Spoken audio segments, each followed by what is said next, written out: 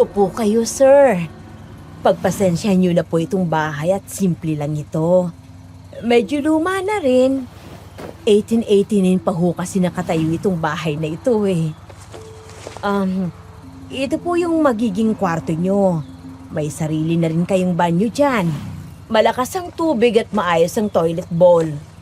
Wala nga lang ho kaming heater.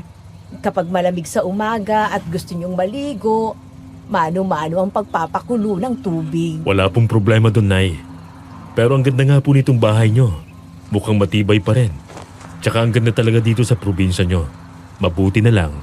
At nakita ko to sa paghahanap ko online. Naku, sir. Sana po'y magustuhan nyo talagang pananatili dito. Hindi lang po ito maganda. Mababait din ang mga kapitbahay namin. Masayahin at masarap kausap. Masasarap din ang pagkain, lalo na ang seafood. Murang-mura lang mabibili dito, sir. Kaso kung gusto nyong mamasyal, sabihan nyo lang po ako para mapasamahan ko ho kayo. Nako, kahit hindi na po. Makakabala pa ako. Tsaka, mas okay po ako na mag-isa. Sanay naman ako mag-explore sa mga lugar na hindi ako pamilyar. Hindi po yun. Ang totoo niyan, sir, medyo may nangyayaring kababalaghan dito. May mga kaso po ng mga nawawalang 5 bakasyonista dito. Ngayong buwan pa lang ha. Bukod pa yung mga nawala ilang taon ang nakakalipas. Hanggang ngayon wala pang nakikitang kahit isa sa kanila. Kaya po, sinabihan kaming mga landlords na mga boarding house ng lokal na pamahalaan na wag daw naming hayaang umalis ng walang kasama ang mga bakasyonista dito. Ay, pasensya na po kayo, sir, kung hindi ko nasabi sa inyo. Nay, wala po yun.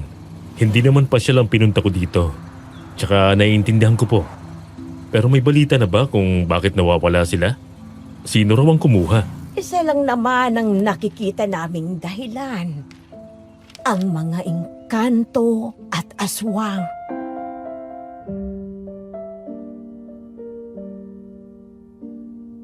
Ikaw na ba yung klase ng tao na hindi naniniwala sa pag-ibig? Paano kung may dumating na isang taong tinuruan kang magmahal at minahal mo siya? Paano kung ang taong ito ay nakatali pa rin ng puso sa nakaraan? Anong gagawin mo? Dear Aswang Diaries and Madam Venus, isang magandang araw po sa inyo at sa lahat ng bumubuo ng inyong programa. You may call me Chase. 42 years old na. Ang ikukwento ko sa inyo ay nangyari 10 years ago. I was a bachelor. I'm at my prime. Ang family business namin isang bookstore. My mom is a literature professor. Mahilig siyang magbasa ng libro at magsulat. Kaya naman lumaki akong puro libro ang nasa paligid. Ako ang nagmana ng hilig na mommy sa pagsusulat ng kwento. Romance fiction to be exact. Pero kabaliktaran ng hilig ko ang pagsusulat ng mga kwentong puno ng pag-ibig. Sa totoong buhay, hindi ako naniniwala sa pag-ibig. For me, love is fiction. It's not real. Love only exists in books and movies. Dahil kung totoo yun, bakit naghiwalay ang parents ko? Ganon din ang ate ko at yung 2 pinsan ko. Bakit sila nasaktan? Yun ang pananaw ko dati. Hanggang sa dumayo ako sa isang liblib na probinsya upang makakuha ng inspirasyon para sa susunod na librong isusulat ko. Dito ko nakilala si Iris. Binago niya ang takbo ng isip ko at ang pintig ng puso ko. Ngunit kasabay nito ay ang mga nakakakilabot na karanasan ko sa aswang at engkanto. Bago tayo dumako sa ating kwento, huwag po natin kalimutan na bisitahin at pakinggan ang iba pang kwentong aswang sa ating mga kapatid na channel na Aswang Confessions.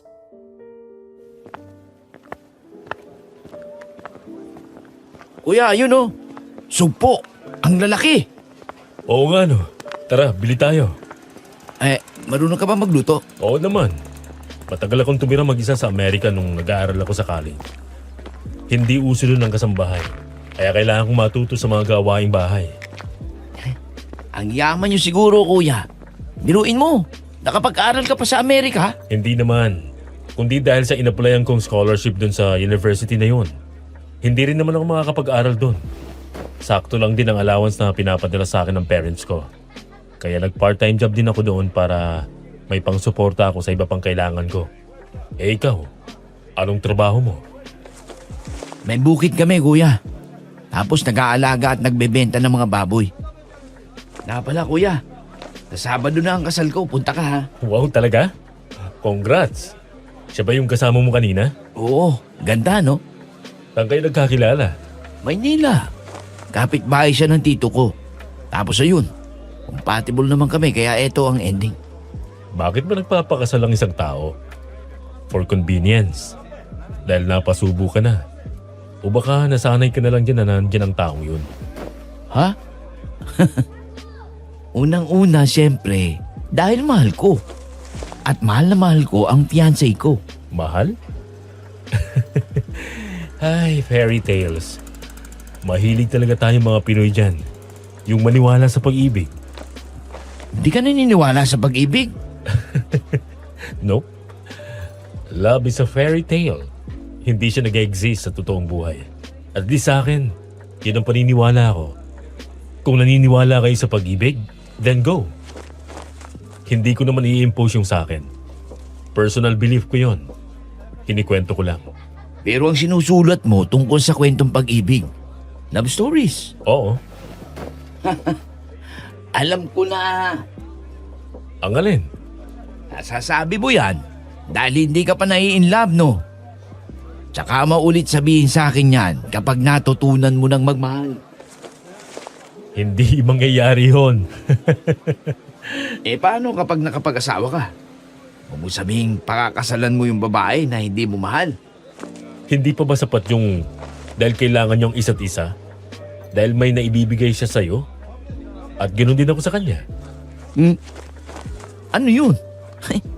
Good luck naman sa'yo kapag ganyan ang dahilan mo. Isang araw talaga, babaliin ni Lord yung paniniwala mo. Itaga mo to sa bato ng adik. Kapag na-inlove ka, kuya, talagang mahal mo na mababaliw ka. Yung hindi ka makakatulog dahil sa kakaisip ko sa kanya. Bumili na nga lang tayo ng supo at yung blue crabs. Kuya, bakain mamaya ha. Oo ba? Pumunta ka sa bahay mamaya. Matapos namin mamalengke ni Carding ang pamangkin ni Nanay Salve, lumabas na rin kami agad at dumiretso sa pinaparahan ko ng motor. Pasakay pa lang kami nang biglang dumaan ang isang police mobile at ambulansya. Halos napahinto lahat ng tao sa kalye. Kasama kami at sinundan ito ng tingin. Maya-maya ay napuno ng bulungan ng mga tao sa paligid. Kanya-kanyang usap at haka-haka. Hanggang sa may lumapit sa amin, ang isang may edad na lalaki, si Mang Ruben. Mang Ruben, anong nangyari dun? Natagpuan na yung 2 sa 5 bakasyonistang nawawala.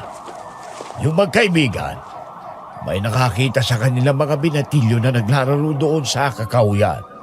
Malapit sa lawa, nakahandusay sa damuhan. Patay na yung isang babae. Ang lalim daw ng hiwa sa tiyan.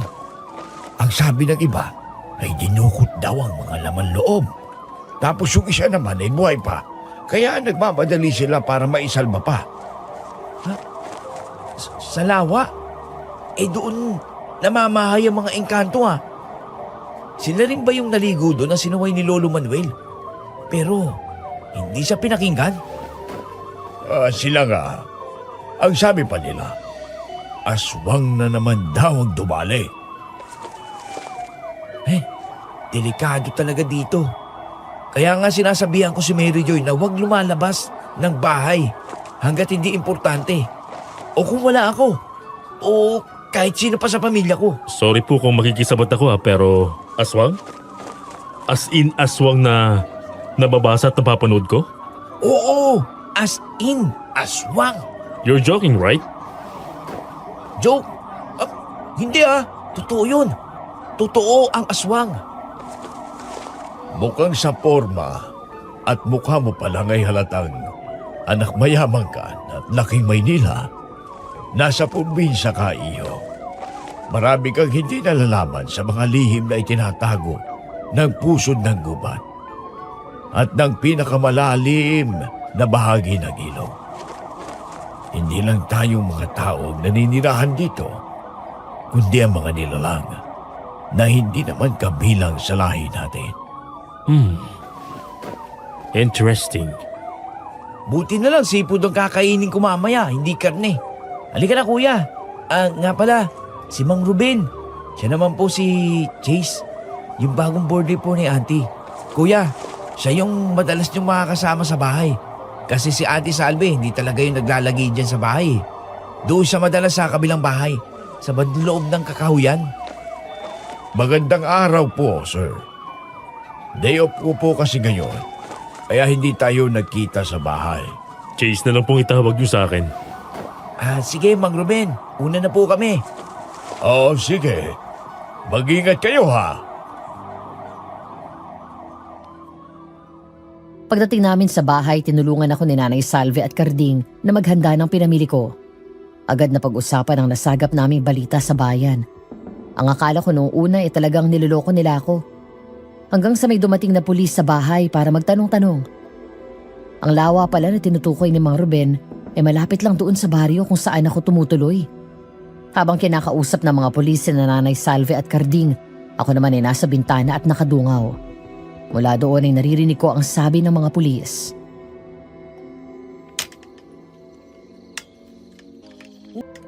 Pagdating ko sa kwarto ay agad akong naghubad ng damit at sapatos.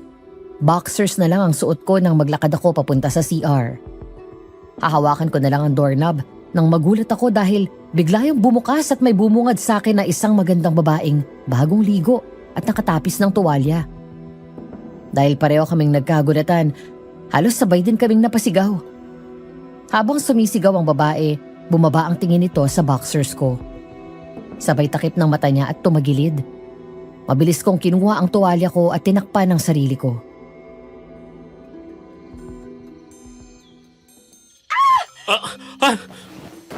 Sino ka? Anong ginagawa mo dito? Kwarto ko to. Ako dapat nagtatanong sa'yo. Sino ka? Kwarto mo? Ay, Diyos ko. Ay, pasensya na kayo. Nakalibutan kong sabihin, Chase. Siya nga pala si Iris. Yung isa pang nagbo-board dito. Ang kwarto niya ay itong kwarto sa kaliwa mo. Walang-wala sa isip kong nariyan pala si Iris at nakikiligo. Nasira kasi ang drainage sa banyo sa kwarto niya kahapon. Bukas pa Parang makopa ang mukha niya nang iabot ko ang underwear niya. Maayos kong binigay yon at hindi ko niladlad para hindi siya mapahiya. Pero ganun pa rin ang naging reaksyon niya. Hindi ko maiwasang lihim na natawa nang agawin niya sa kamay ko ang underwear, sabay sarado ng malakas na pinto. Matapos yun nagpunta na ako sa kusina at nagluto para sa aming hapunan. Kahit na ako ang nagluto, natakam ako ng husto nang makitang nakahain na ang ulam. Buttered garlic seafood ang niluto ko. May nakahain na ring kanin.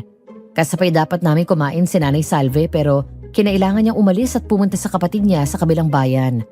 Ibinilin kami nito kay Carding dahil bukas pa ang balik ni Mang Ruben habang siya'y uuwi sa isa niyang bahay. Tayong dalawa lang kakain kuya. Si Mary Joy. Akala ko isasama mo siya. Hindi naman mahilig sa seafood yun eh. Tsaka, umuwi muna sa kanila. Doon na siya manggagaling hanggang sa araw ng kasal namin. Ay, si Iris! Teka, tatawagin ko. O, ayan na pala eh. Iris, tara, kain tayo. Aha? Naku, wag na. Nakakahiya naman. Magluluto na lang ako ng ulam ko. May stock naman ako sa ref. Huwag ka na magluto. Mapapagod ka pa. Tsaka marami to. Halika, saluhan mo kami. Unless, hindi ka kumakain ng seafood. Kumakain naman ako. Yun naman pala eh. Halika dito. Samahan mo kami ni Carding. By the way, medyo awkward yung first meeting natin kanina. Gusto kong maayos na ipakilala ang sarili ko. I'm Chase. Chase Gonzalez. Iris Garcia. Nice to meet you. Same here.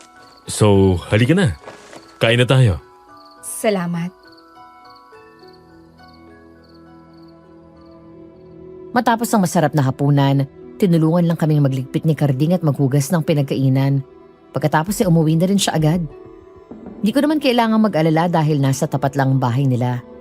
Matapos namin magsarado ng mga pinto at bintana, Dala ang laptop at draft notebook ko, bumalik ako sa kusina at kumuha ng beer. Pagkatapos ay binuksan ko ang MS Word kung saan sisimulan ko ulit ang bagong libro na isusulat ko. Unang araw ko pa lang, marami na akong nakuhang impormasyon na pwede ko magamit. Nagsisimula pa lang ako sa ginagawa ko nang lumabas si Iris sa kwarto. Para akong binuhusan ng malamig na tubig sa sinabi ni Iris. Tama siya. Gusto kong kontrahin lahat ng sinabi niya pero walang pumasok sa isip ko. Dahil alam ko sa sarili kong totoo lahat yun.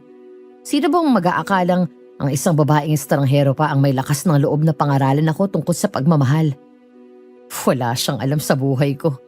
Pero parang lahat ng salitang narinig ko sa kanya, parang matalim na punyal na tumusok sa dibdib ko. Doon ko na-realize na I choose not to believe in love because I'm so scared to end up like my parents. Dahil sa mga sinabi at pangaral sa akin ni Iris, nagbigay yun ng inspirasyon sa akin. Wala akong eksaktong plot, basta natagpuan ko na lang na sinisimulan ko ang kwento ko. Ipinakita ko kay Iris ang mga librong dala ko. Karamihan doon ay isinulat ng mga paborito kong international writers. Pero ang pinili niya ay ang librong Ako ang May Akda. Hiniram niya at babasahin daw niya. Habang nagkikwentuhan kami tungkol sa mga kung ano-anong bagay, sinasabayan namin yun ng inom ng beer. Sinamahan niya ako sa kusina hanggang 12:00 ng hating gabi bago siya nagpaalam at bumalik sa kwarto. Hanggang sa hindi ko na namalayan ang oras, madaling araw, pasado 2:00. Nawala sa ginagawa ko ang atensyon ko nang may marinig akong kaluskos sa labas, kasunod ng pagbagsak ng kung ano.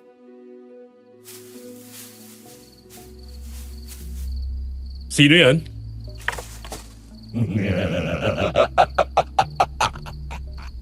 Nandito ko sa bintana. Lumapit ka. Sino ba kasi? Iris! Iris! Napatakbo ako papunta sa kwarto ni Iris. Bago pa ako makalapit sa pinto bigla na lang yung bumukas. Humahango siyang lumabas at lumapit sa akin. Namumutla at umiiyak sa takot.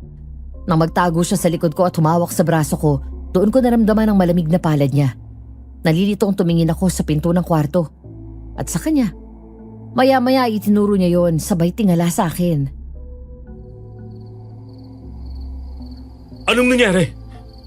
May aswang, Chase. Nakita ko. May aswang na pumasok sa kwarto ko.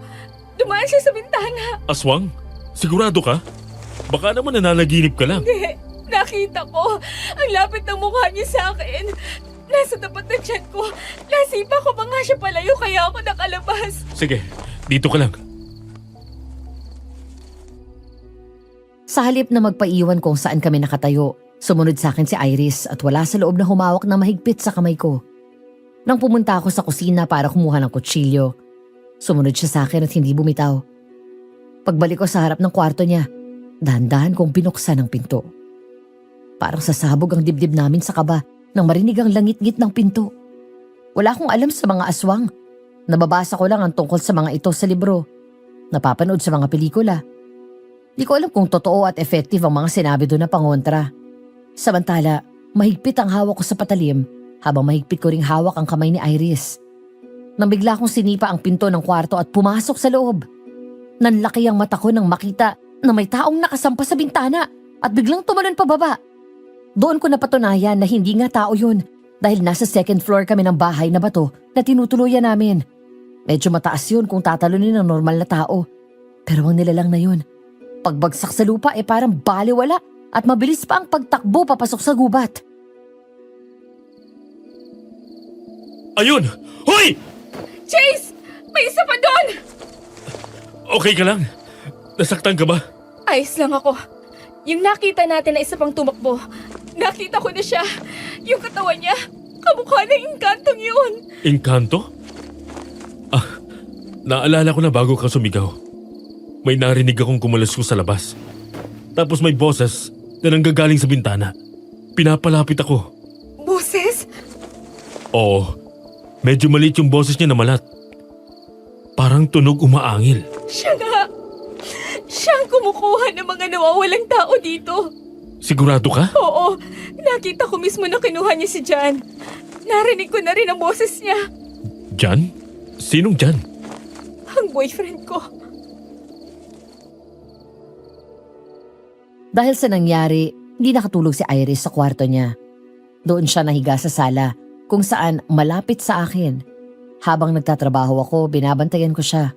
Nakaramdam ako ng awa dahil may mga pagkakataon na nananaginip siya at umiiyak habang tulog. Kapag sinusubukan ko siyang gisingin, hinahawakan niya ang kamay ko at niyayakap ng mahigpit. Habang paulit-ulit na tinatawag ang pangalan ng boyfriend niya. Samantala kinaumagahan ay kinuwento ko ang nangyari kay Mang Ruben. Dahil doon ay tinawag niya si Kapitan. Matapos kong sabihin ang lahat, agad na nagpaalam ito. Pagbalik ko sa loob ay naabutan ko si Mang Ruben na may sinasabit na bintana at plato.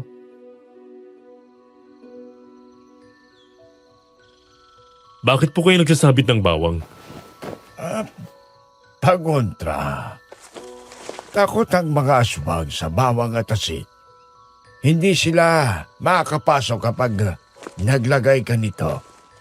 Napipilitan lang akong alisin ito kapag narito si Manang Salve. Dahil ayaw niyang may amoy na bawang dito sa bahay niya. Pasensya na kayo at nawala rin sa loob ko na ibilin kay Karding. Kaya natsempuhan kayo. Wala po yun. Wala namang nangyaring masama sa amin. Mabuti na lang din at nagawang matakasan ni Iris yung aswang. Mabuti na lang at may presence of mind ang batang yun. Mang Ruben. May alam po ba kayo tungkol dun sa boyfriend ni Iris? Yung Jan? Si Jan. Dating taga rito yan. Mayaman ang pamilya nila. Binenta ang bahay at ang mga ari-arian dito. Tapos ay sa Maynila na nanirahan. Pero may mga pagkakataon na umuwi si Jan dito para magbakasyon kasama ang mga kababata niya. Tapos, ayun niya, yung huling punta niya, isinama niya dito si Iris. Pero noong ikatlong araw nila dito, biglang nawala ang lalaki. Ang sabi ni Iris, nagising na lang daw siya isang hapon na wala na sa kwarto nila si Jan. Hinanap daw niya ito at nakita niyang naglalakad papasok sa kakahuyan. Tulala, wala sa sarili. Sinundan niya naman ito at may nakita siyang isang nilalang sa lawa. Lumusog siya doon. Kaya tumalon din si Iris sa tubig at sinubukang sagipin ang nobyo niya. Pero bigla na lang naglaho sa tubig si Jan. Siya ang kauna-unahang nawala at kinuha ng engkanto. Ang pagkakaiba niya, binalik pa ang katawan niya. Nakita po mismo ni Iris yung kumuha kay Jan? Oo. Ang sabi niya, isang nilalang na gaya ng katawan ng tao. Pero payat, kalbo, malaki at nanlilisik ang mga mata. Ang mga ngipin niya ay naninilaw at may mga itim. Tapos ang balat niya ay magaspang. Parang maputla ang kulay na palaging basa ng tubig. Makalipas ang ilang araw, sa parehong araw na nawala si Jan, nakita sa kabilang dulo sa gilid ng lawa ang katawan nito na wala ng buhay. Iniuwi ni Iris sa Maynila ang mga labi ng nobyo niya. Ang akala ko ay hindi na siya babalik. Pero makalipas ang isang linggo, bumalik siya dito. Hindi niya sinabi kung bakit. Basta uupa daw siya ng bahay dito. Mula noon, ay dito na siya nanirahan. Pero yung aswang, nakita niya na rin noon, di ba? Wala pa yung aswang noong mga panahon na yon. Ilang buwan pa lang mula nang maghasik ng lagim yan. Hindi nga namin alam kung saan galing yon. Yung nakita ni Iris ay isang itim na engkanto at doon sa lawa, sa may puno ng palete, ang pinaniniwala ang bahay niya. Kaya lahat ng nai-report na nawawala ay huling nakita malapit doon. Sa tingin niyo po ba, umaasa pa rin si Iris na babalik si Jan? Ay, hindi ko alam. Pero isa lang ang sigurado ko. Nakakulong siya sa nakaraan. Hindi niya matanggap ang nangyari. Pero ang higit na masakit ay ang pagsapit ng gabi noong araw na namatay si Jan. Natuklasan ni Iris mula sa mga gamit niya ang singsing na ibibigay sana nito. Nalaman niya ang totoong dahilan kung bakit siya dinala doon ni Jan. Mula sa naiwang cellphone nito, nakita niya doon ang pagkikipag-usap nito sa mga kaibigan nila. Ay kinabukasan dapat ang anibersaryo nila. Ang araw kung saan magpo-propose ng kasal sa kanya si John. Kaya ikaw, mag-iingat ka sa paglabas mo. Huwag na huwag kang magagawi doon sa gubat. Opo. Nakahain na ang almusal, kumain ka na muna. Tapos ay matulog ka. Magdamag kang napuya at saka babantay mo kay Iris. Opo, salamat po. Nang hapon na yon, naroon ako sa bakuran. Sa gitna ng magagandang halaman na namumulaklak. Nakaupo sa harap ng kahoy na mesa at pinagpapatuloy ang pagsusulat ng libro ko. Nasa harap ko ang laptop. Sa tabi nito ang notebook at ballpen ko. May kape rin ako sa kabilang gilid. Nasa ganong tagpo ako nang dumating si Iris. Nang makita niya ako, ngumiti siya sa akin at kumaway bago pumasok sa loob. Kaya ganon ang ginawa ko. Ilang sandali pa, lumabas ulit si Iris at nilapitan ako. Namilog ang mga mata ko nang makita ang laman ng pinggan na dala nito. Okay lang bang abalahin kita? Ngariaga muna tayo. Abala? Hindi ka magiging abala kahit kailan. Wow! Pansit Canton? Nabili namin ni Carding sa bayan. Kumusta ng pag-aayos nyo ng kasal niya? Tinapos na lang namin ang mga huling detalye na kailangang ayusin. Ready na ang lahat. Hihintayin na lang yung araw mismo ng kasal. By the way, maraming salamat pala ha. Saan? Sa ginawa mo kagabi, hindi mo ako iniwan magdamag. Ang kwento ni Mang Ruben sa akin ay binantayan mo ako ng magdamag. Wala yun. Ngayon, okay ka na. Oo, Ang lungkot pa rin ng mata mo. huwag mo nang pansinin yan. Kumain na tayo. Alam ko na. Sinundan ako ng tingin ni Iris nang tumayo ako at lumapit sa bulaklak na gumamela. Pumitas ako ng isang piraso na may tangkay pa. Pagkatapos ibinigay ko yon sa kanya. Kitang-kita ko ang paglaki ng ngiti niya na tanggapin yon. Ang kaninang lungkot sa mata ni Iris ay unti-unting nawala. Hindi agad siya nagsalita. Matagal niyang tinitigan ng bulaklak habang ako naman ay nagsisimula ng kumain. Ilang sandali pa ay tumingin siya sa akin. Salamat. Hindi ko alam na sweet din pala ang sinikal na taong kagaya mo. Of course. Tao pa rin naman ako. Gusto ko lang namang makita kang nakangiti. Umiiyak ka kanina madaling araw habang natutulog ka. Ang akala mo pa nga ako si Jan eh. Hinawakan mo ng mahigpit ang kamay ko at hindi mo agad binitawan. Nako, pasensya ka na. Grabe pala yung abalang binigay ko sa'yo. Hindi, okay lang. Nakwento sa akin ni Mang Ruben ang lahat tungkol sa nangyari kay Jan.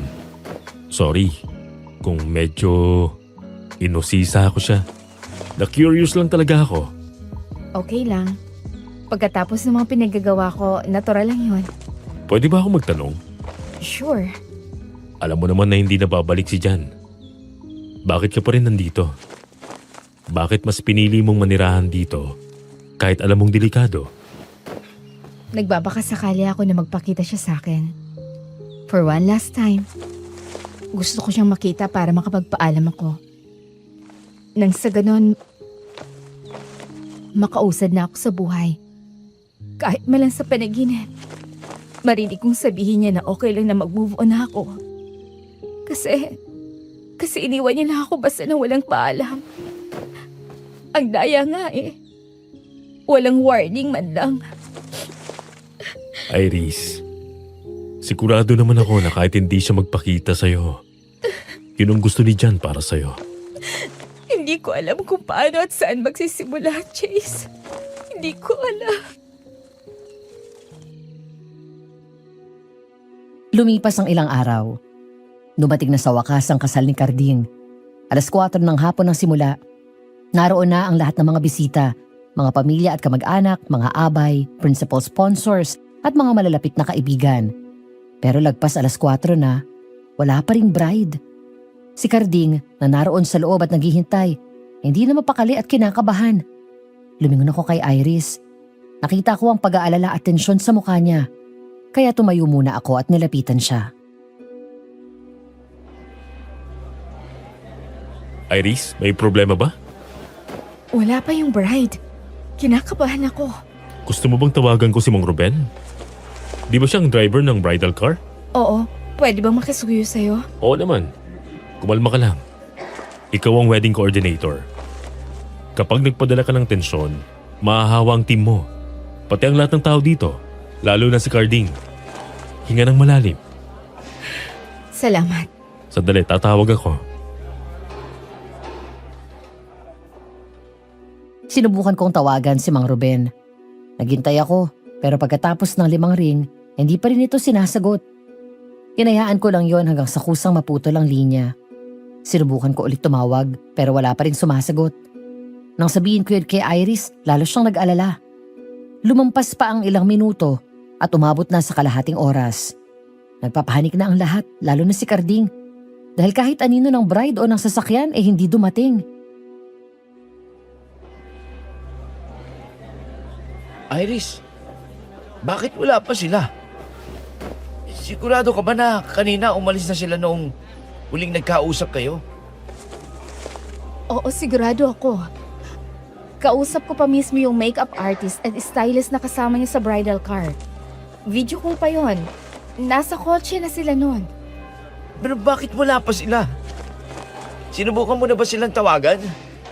Oo, walang sumasagot. Kahit si Mang Ruben sinusubukang tawagan ni Chase. Pero wala rin. Iris, baka kung ano nang nangyari. Huwag kang mag-isip ng ganyan dahil Hello, Mang Ruben? Nasaan na... Jace, tulungan mo kami. Bakit po? Anong nangyari? Si Mary Joy, sumama sa engkanto. Ano po? Nasaan kayo? Pumunta ka dito, bilis. Dito sa may kakahuyan. Sige ho. Dito lang kayo. Pupuntahan ko si Mang Ruben. Nasaan na sila? Anong nangyari? Mamaya ko na sasabihin, Carding. Dito ka muna. sasama ako. Ako mapapangasawa niya. Kaya dapat ako ang nakakaalam ng nangyari. Sumama daw sa engkanto si Mary Joy. Hindi. Hindi pwede ito. Halika na, Chase. Pansamantala munang binili ni Iris sa kanyang assistant ang pag-aasikaso sa mga bisita. Habang kami ay agad na tumakbo palabas ng simbahan. Nang sumakay kami sa motor ko ay mabilis kong pinaharurot yon. Kasunod namin si Carding na sakay ng sarili niyang motor at nagpumilit na sumama. Ilang sandali pa ay dumating na kami sa lugar na tinukoy ni Mang Ruben. Naabutan namin na umiiyak ang mga kasama ni Mary Joy sa sasakyan. Habang si Mang Ruben naman ay hindi mapakali. Ang gulong ng bridal car ay flat. Mang Ruben, anong nangyari? Habang binabagtas namin tong dala ito, bigla na lang naplat ang gulong. Hindi ko maintindihan kung paano nangyari yon. Dinouble check ko pa itong kotse kanina bago umalis ng bahay nila Mary Joy. Okay naman, pero pagdating dito biglang sumabog yung isang gulong. Kaya itinabi ko muna. Tatawagan ko na nga agad sana kayo pero nagulat kami nang biglang bumaba si Mary Joy. Tapos ay pumasok sa kakahuyan. Ay hinabol pa naming tatlo at pinigilan namin. Pero nagulat na lang kami sa sinabi niya. Naalis na raw siya. Tapos ay may nakita kaming lalaki na naghihintay sa kanya sa isang puno. Lalaki? Anong itsura niya? Malaking lalaki. Maskulado ang katawan, mahaba ang buhok. Nakapantalon lang na kulay brown tapos walang damit na pangitaas. Sinubukan namin pigilan si Mary Joy. Pilat pa namin siyang hinihila. Hinarangan na namin sila. Pero nagalit pa siya sa amin at sinabihan kami na huwag kami makialam. Malakas din yung lalaki. Isang tabig niya lang sa amin halos humagis kami. Hanggang sa wala na kaming nagawa dahil si Mary Joy na mismo ang kusang sumama noon sa lalaki. Sinundan ko sila ng tingin. Nang makalagpas sila sa isang puno, biglang nagbago ang anyo ng lalaki. Siya ang engkanto. Sigurado ako dahil naalala ko ang sinabi noon ni Iris. Saan siya pumunta? Iho, patawarin mo kami. Sinubukan naming pigilan pero Nasaan sabi si Mary Joy? Saan siya dinala ng engkantong yun? doon, sa loob, papunta sa... Sa lawa? Karding, sandali lang. Hinabol namin si Karding nang bigla siyang tumakbo papasok sa kakahuyan habang sinisigaw ang pangalan ng babaeng dapat sana ay pakakasalan niya. Hindi ko alam kung gaano katagal kaming tumakbo at gaano kalayo ang narating namin hanggang sa bigla kaming huminto. Humihingal na natigilan kaming tatlo sa naabutan namin. Tulalang lumapit si Karding sa nakita naming puting belo na naroon lang sa halamanan.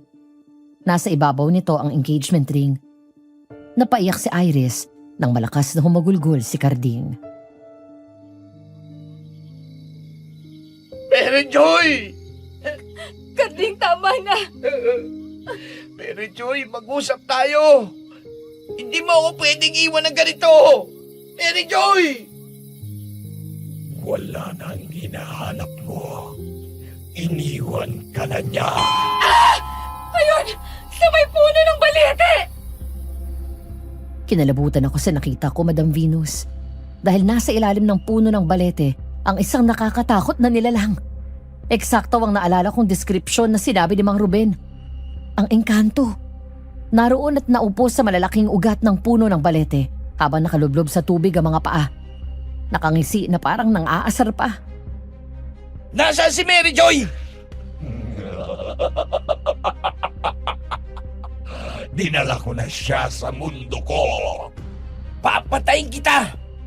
Ibalik mo siya sa akin! Huli na ang lahat, Karding. Sa akin na siya. At kahit anong gawin mo, hindi na siya pwedeng bumalik. Hindi pa ba sapat na iniwan niya ang singsing na binigay mo? Demonyo ka! Karding, wag! Huminahon ka. Baka ikaw ang mapahamak. Wala akong pakialam. Hindi ako naniniwala na kaya akong ipagpalit ni Mary Joy sa maligdong yan! Alam mo naman sa una pa lang, di ba, Karding? Bata pa lang si Mary Joy ay may angking hilig na siya sa mga engkanto. May kakayahan siyang makita kami at makipag-usap sa amin. Bata pa lang ay binabantayan ko na siya. Kaibigan ko si Mary Joy at bata pa lang siya ay nangako siya sa akin na sasama siya. Ako ang nauna sa kanya. Kinukuha ko lang ang akin. Kahit kailan! Hindi sa'yo si Mary Joy! Ibalik mo siya sa akin! Bakit mo ba ito ginagawa? Bakit ka kumukuha ng mga tao? Dahil malungkot sa mundo ko. Gusto ko ng maraming kalaro. Walang hiya ka! Kinuha mo na si Jan! Pati ba naman si Mary Joy? Hanggang kailan mo gagawin to? Ikaw nga. Gusto mong sumama sa akin? Magkikita kayo doon ni Jan. Naroon siya. Si Jan? Oh, si Jan. Hindi ba't matagal mo na siyang gustong makita ulit? Halika, sumama ka. Iris, huwag kang makinig sa kanya. Jan? Gusto kong makita si Jan. Iris, gising! Ha? Bakit? Hinihipnotize ka niya. Ayaw mo ba? Tumahimik ka! Huwag kang mandamay ng ibang tao! Ako harapin mo! Nasaan si Mary Joy? Hanggang sa muli nating pagkikita. Siya nga pala, may hinanda akong sorpresa sa inyo. May kaibigan akong nagugutom at gusto nang makakain. Bumalik ka dito! Karding, kailangan na nating bumalik. Dumidilim na. Pero si Mary Joy! Kailangan na nating umalis dito. Hindi ako aalis dito hanggat hindi ko kasama si Mary Joy. Susundan ko siya! Karding, makinig ka sa akin! Nilinilang man siya ng engkantong yon o kusa siyang sumama. Pareho lang ibig sabihin nun. At yun ang katotohanan kailangan mong tanggapin. Wala na si Mary Joy. Kung wala kang pakialam sa sarili mo, isipin mong mga magulang at kapatid mo. Paano ko? Anong gagawin ko? Saka na natin isipin yan, Karding. Halika na! Dahil masama ang kutob ko sa lugar na to. Halika na. May iba tayong kasama dito. Ang aswang! Nandito siya! Karding, lakasan mong loob mo. Kailangan namin ng kooperasyon mo. Tumayo ka na dyan, bilis! Ang aswang! Cheese! Sabay-sabay kaming napaatras nang makita namin sa di kalayuan ng aswang. Nangalisag ang balahibo sa katawan ko. Naroon siya sa gilid ng puno.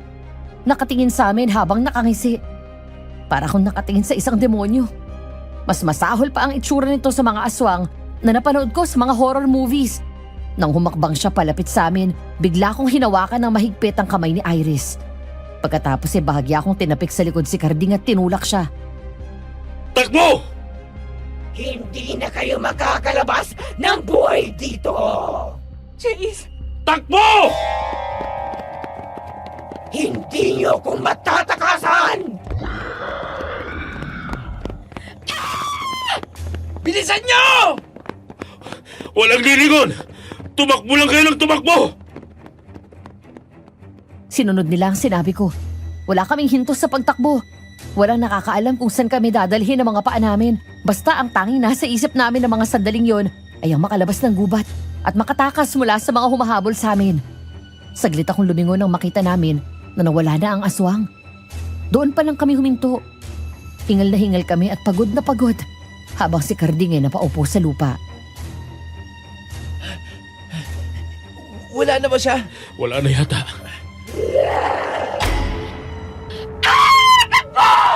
Saan ka pupunta? Huli ka dito! Iris! Itiwan mo ako! Hindi pa man din kami nakakalayo ay naabutan ng aswang si Iris. Tinalunan siya nito sa likod kaya nakabitaw siya sa kamay ko at nadapa. Akma na siyang kakagatin nito sa balikat nang bigla kong sinipa ng malakas ang aswang sa mukha. Sinundan ko ito ng pagdampot sa isang malaking bato. Pinukpo ko yun ng malakas sa ulo niya nang magtangka itong sumugod ulit. Pagkatapos sinipa rin nito si Karding. Iris, halika na! Bilis! Malapit na tayo makalabas. May nakikita na akong ilaw. Nandiyan na naman siya! Takbo ba! Bilis! Karding! Sir Chase Iris! Mang Ruben! Sa awa ng Diyos ay nakalabas kami ng ligtas mula sa gubat. Pagod na pagod at napahiga na lang kami sa semento. Nang lumingon ako, nakita ko na umatras ang aswang at tuluyang bumalik sa loob ng gubat. Pagtingin namin sa paligid, nakita namin si Mang Ruben at ang bridal car. Ilang metro lang ang layo mula sa kung saan kami lumabas. Meron na ring mga pulis. Pati ang mga magulang ni Mary Joy at magulang ni Karding naroon na rin. Ayun! Ayun sila! Sir Chase! Karding! Mang Ruben! Hinabol kami ng aswang! Ano? Mukhang magkasubuat sila ng aswang. Bago siya umalis ay sinabi ng Engkanto na may kaibigan daw siya nagugutom. Tapos bigla na lang lumabas ang aswang at hinabol kami. Kailangan kong kausapin si Kamadi. Isa yung magaling na albularyo. Siya ang makakatulong sa atin. Pero ang alam ko ay wala siya rito sa atin, Karding. Karding, lapitan mo muna ang pamilya mo.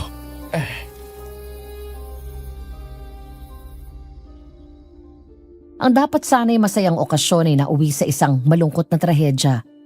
Ang mga bisita ay pinapunta sa reception para makakain. Kahit wala ng kasalan na naganap. Sinubukan pa rin ng mga pulis na hanapin si Mary Joy pero wala na ito. Ang tanging nakita nila sa kabilang dulo ng lawa. Sa mismo lugar kung saan daw natagpuan si John ay ang wedding gown na suot ng babae. Pinuntahan namin si Karding. Para tong namatayan. Tulala. Umiiyak, ayaw kumain. Parang anumang oras tatakasan na ito ng bait. Nagpasama sa akin si Iris at pinuntahan namin ang magulang ni Mary Joy. Gaya ni Karding, nagluluksa ang mga ito. Sa pagpunta namin doon, isang sulat ang inabot kay Iris ng nanay ni Mary Joy. Nakita daw nila sa mga gamit niya. Pagbalik namin sa bahay ni Carding, naabutan na namin siyang nasa bakuran. Umiinom ng beer at patuloy na umiiyak.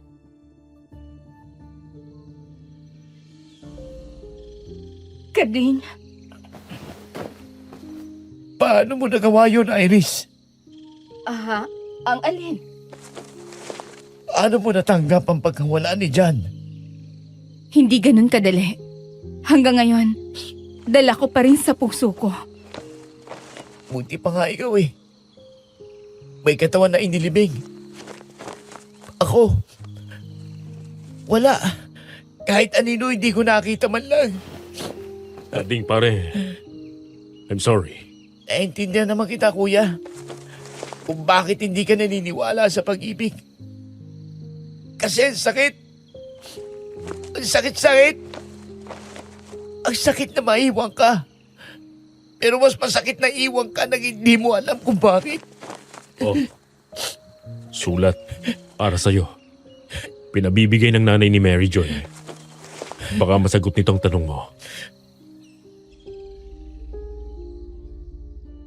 Kinuha ni Carding ang papel at binasa yon.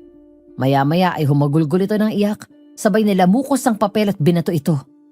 Sunod na bito nito sa galit ang hawak na bote ng beer.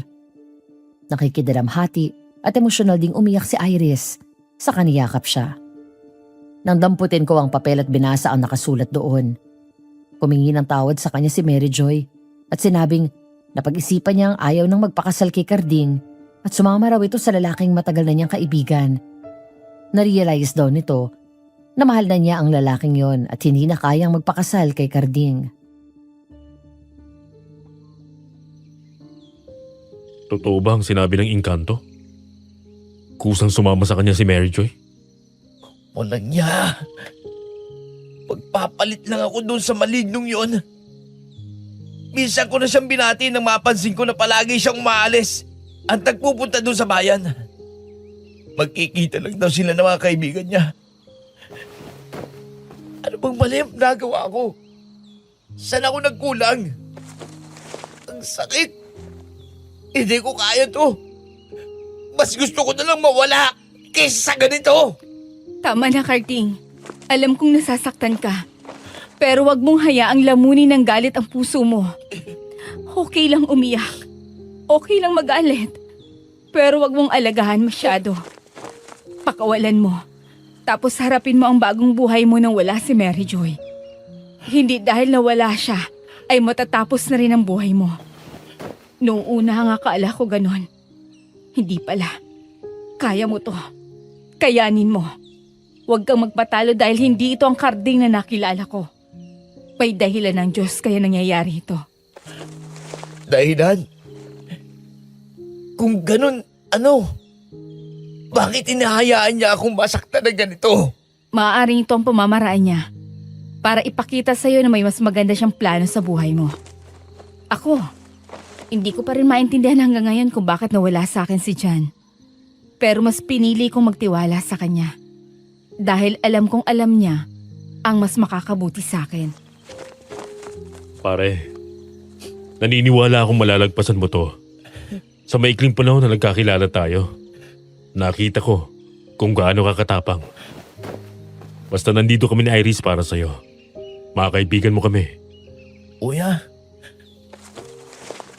pwede bang isama mo ako sa Maynila pagbalik mo? Ayoko muna dito.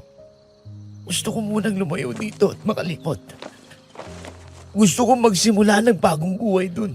Sige, sasabihan kita kung kailan ako babalik. Salamat, kuya. Salamat, Irish.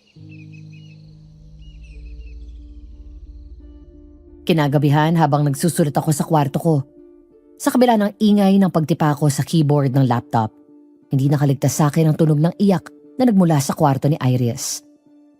Mula ng mga sandaling yon ay hindi na ako mapakali. Sinubukan kong ibalik ang atensyon ko sa ginagawa ko, pero napunta na kay Iris ang isip ko. Hindi ko maintindihan kung bakit gano'n na lang lagi ang concern ko sa kanya. Samantalang kailan lang naman kami nagkakilala. Ayokong naririnig ang iyak niya. Hindi dahil naiinis ako o naiingayan, dahil ayokong makita siyang nalulungkot. Nang hindi ako nakatiis ay lumabas ako ng kwarto Naabutan ko ang bahagyang nakabukas ang pinto, kaya marahan ko yung tinulak. Kinuha ko mula sa kanya ang bote ng beer at nilapag ko ito sa mesa. Pagkatapos ay kinuha ko ang kamay niya at hinila siya palabas. Hindi ko siya binibitawan kahit sa pagkuha ng phone ko sa kwarto. Dinala ko siya sa sala, saka ako nagpatugtog ng paborito kong love song. Nilagay ko ang mga kamay niya sa leeg ko at humawak ako sa kanyang bewang. Natawa ito nang isinayaw ko siya. Nakita kong bumalik ang saya sa mga mata niya. Muling nagliwanag ang mukha nito nang sa wakas ay ngumiti siya. Hanggang sa may naalala ko. Saglit kaming huminto sa pagsasayaw.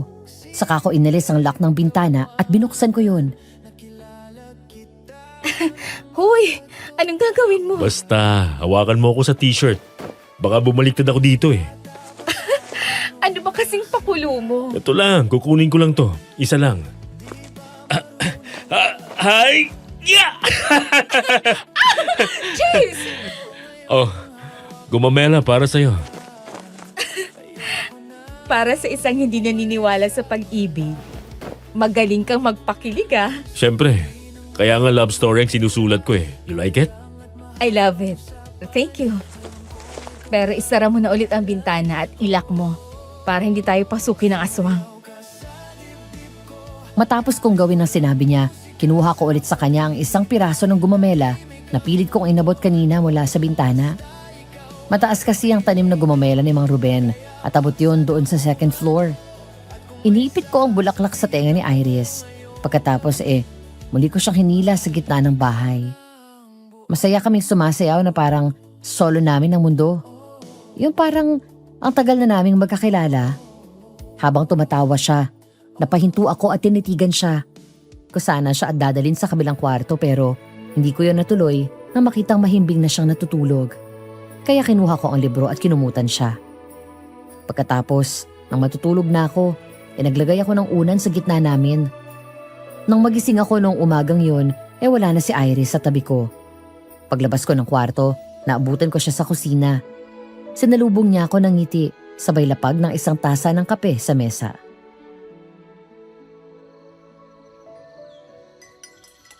Good morning. Breakfast na. Eto na yung kape mo. Salamat. Good morning. Nay Salve, magandang umaga po.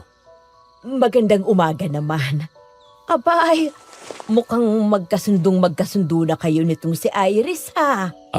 Opo. Mabuti naman kung ganon. Kumusta na po? Ilang araw ko rin po kayo hindi nakita. Ang dami na hong nangyari dito nung wala kayo. Naku, nagkataon na may lakad ako nung araw na dumating ka dito. Pero balita ko nga na muntik na kayong pasukin ng aswang. Hindi pumuntik. Napasok na talaga ako sa kwarto. Mabuti naman at ligtas kayo. Napuntahan niyo na po ba si Carding? Si Carding? Bakit ko siya pupuntahan?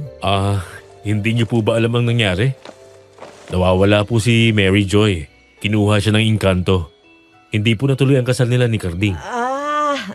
Okay. Akala ko naman kung ano nangyari sa sinasabi mo.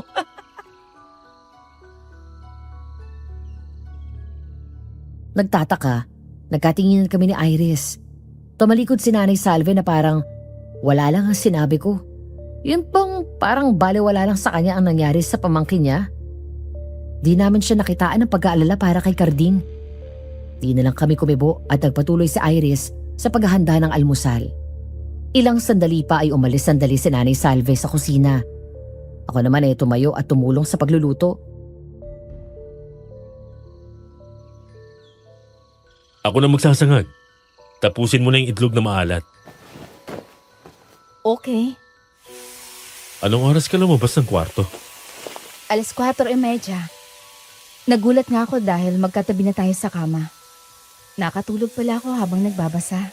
Nahimbing ka na kasi kaya hindi na kita inabala. Thank you ha. Wala yon. Sino ba yun? Bakit amoy bawang dito? Ruben! Ruben! Manay, bakit po? Hindi ba't bilin ko sa'yo na ayoko ng amoy bawang ang bahay ko? Ay, hindi po ako yun. Nay, kami po yung nagluluto. Sorry po. Nakalimutan namin na ayaw nyo nga pala sa bawang. Ay, kayo pala. Oo siya, sige na tapusin nyo. Tapusin nyo na lang yan.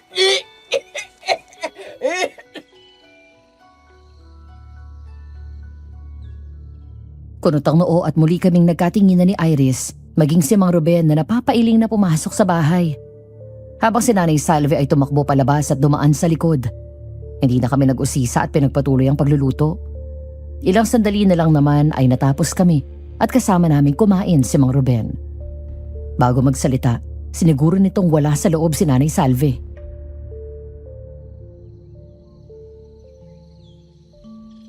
Hindi ko maintindihan dyan sa matanda niya. Bakit galit na galit sa bawang?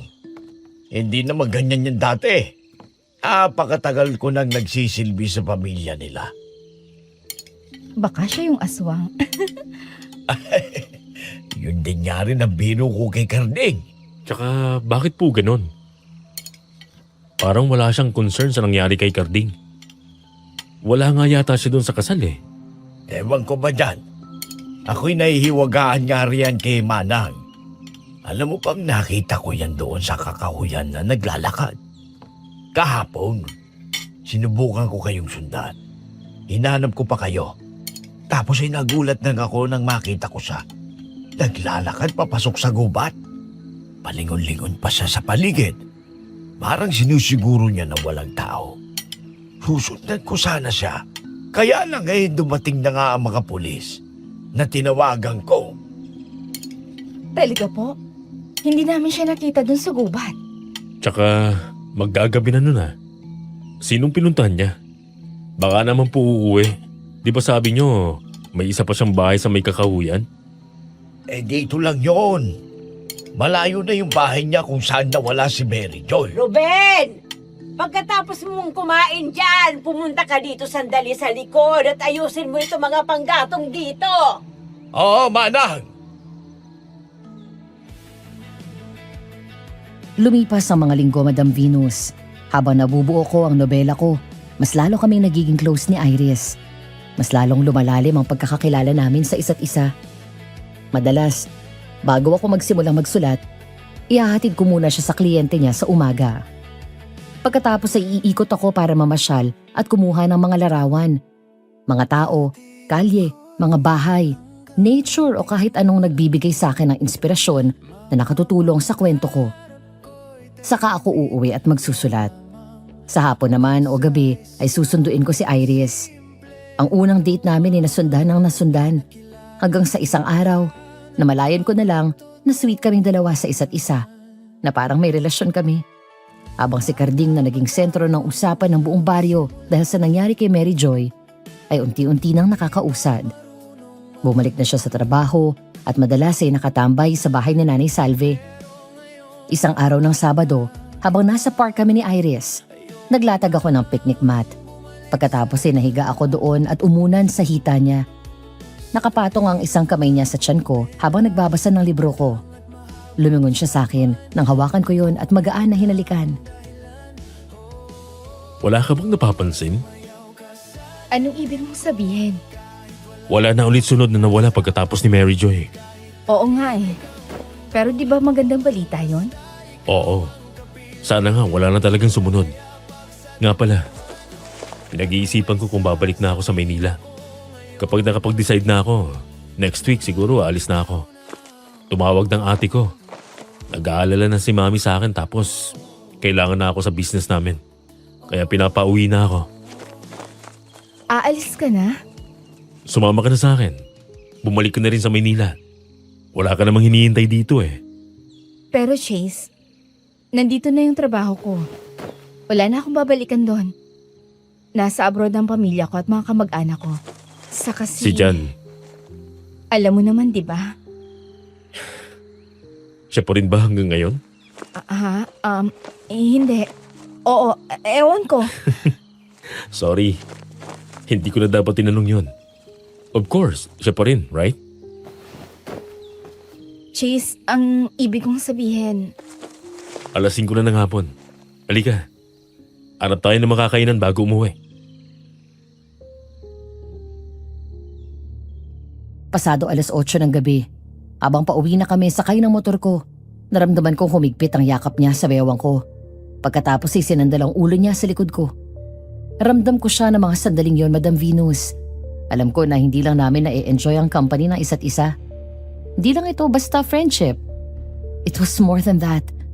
Pero ang problema, pareho kaming takot. Noong mga panahon na yun nahihirapan akong tanggapin sa sarili ko na nahuhulog ang loob ko sa kanya. The cynical side of me cannot accept the truth. That I'm learning how to love. Nararamdaman ko na siya. Natatakot lang akong aminin sa sarili ko na mahal ko na si Iris dahil ayoko matulad sa mga magulang ko. Siya, alam kong hindi pa niya alam kung handa na ba niyang pakawalan si John. Huminga ako ng malalim. Habang nakahawak sa handbrake ang isang kamay ko, ang isa naman ay humahawak sa kamay niya. Ilang sandali pa ay lumiko na ako sa daan papasok sa baryo. Nang dumating kami sa bahagyang madilim na parte, nagulat ako at biglang pumreno na may mabilis na tumawid. Oy, Iris, kapit! Ano yung tumawid? Hindi ko alam. Ang bilis tumakbo eh. Okay ka lang ba? Nasaktan ka? Hindi naman. Halika na. Baka mamaya yung... Chase! Sa likod mo! Natsyempuhan din kita! Kumapit ka ng mabuti! Hindi ka na makakatakas sa akin ngayon! Chase! Nang lumingon ako ay nakita kong hinablot na ng aswang si Iris sa buhok sa kapilit na hinila. Dahil doon ay nahulog siya sa motor. Agad akong bumaba at tinadyakan ko ng malakas ang aswang sa muka kaya nabitawan siya ng aswang. Nang sumugod muli ito, mabilis akong nakadampot ng bato. Pero bago ko pa yun maipaalong sa kanya, bigla akong tinalunan nito at sinakal ng mahigpit sa leeg. Hinawakan ko siya sa baba at pilit na tinulak ko ang mukha niya sa akin nang magtangkang kagatin ako. Matagal na rin akong natatakam sa'yo. Gusto kong malaman kung anong lasa ng laman loob mo. Total, sagabal ka lagi sa engkanto. Kaya papatalin na lang kita. Hoy, pangit! Hiya! Hayop ka! Magkasabwat kayo ng inkantong yun! Ano naman sa'yo? Masugid niya akong tagasunod dahil siyang nagbibigay sa akin ng pagkain. Hindi kayo habang panahon na maghahasik ng lagim sa baryo na to! Matapos paluin ni Iris ng malaking sanga ng kahoy ang aswang sa ulo, nabitawan ako ng aswang kaya agad kong dinampot ulit ang bato, saka ko pinalo rin ng malakas sa mukha ng aswang. Pagkatapos, pinalo ulit ni Iris ang aswang ng kahoy hanggang sa matumba ito at umalis sa ibabaw ko. Nagmamadali akong bumangon at sumakay kami sa motor. Eksaktong pinaandar ko ito nang makabangon ang aswang.